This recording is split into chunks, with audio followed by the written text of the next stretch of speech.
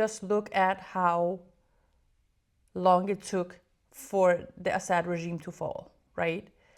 The Assad regime was just a proxy of the big monster that is the Islamic Republic of Iran.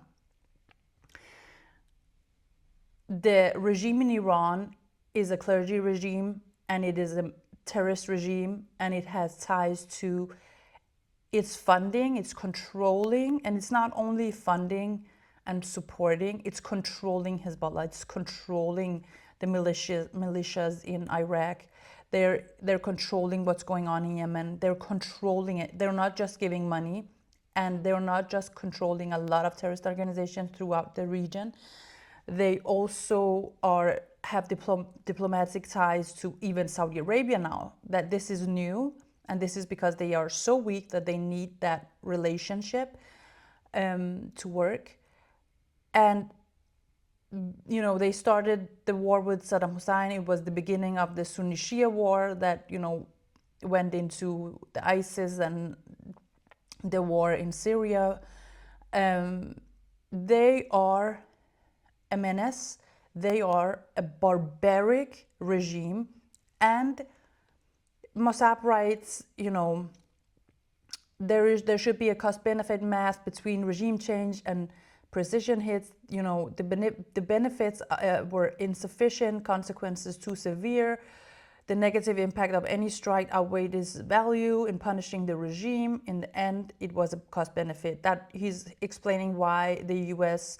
wisely paused strikes on Iran after the 12-day war. I don't agree with that either. They should have kept going in that war. The Iranian people trusted Israel. They knew that Israel was not after civilian casualties in Iran. They were after the regime. And of course, there were civilian casualties, as in any war. And now look at how many civilian casualties we just had in the protests. And this is not the first time we've seen these protests. Again and again, millions of people go onto the streets. The Iranian regime, either through IRGC and Basij, which are Iranian forces, kill people. And as the protests have gathered more and more support throughout the years, the IRGC and Basij are no longer enough for the regime to kill their own people.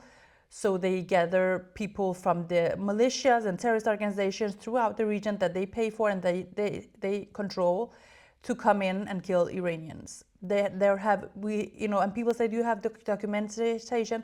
This time around, we actually do have massive documentation for this claim, but also earlier we've seen videos where these soldiers on the streets standing there were not able to speak Farsi. And we've seen many, cars and, videos of people being brought into Iran speaking Arabic to then kill people in the protests. This regime will not fall with unarmed people in Iran, which the vast majority of the Iranian protesters are unarmed. That's the first. This regime will never fall without, a war against them. And this war cannot come from the Iranian people as they are unarmed.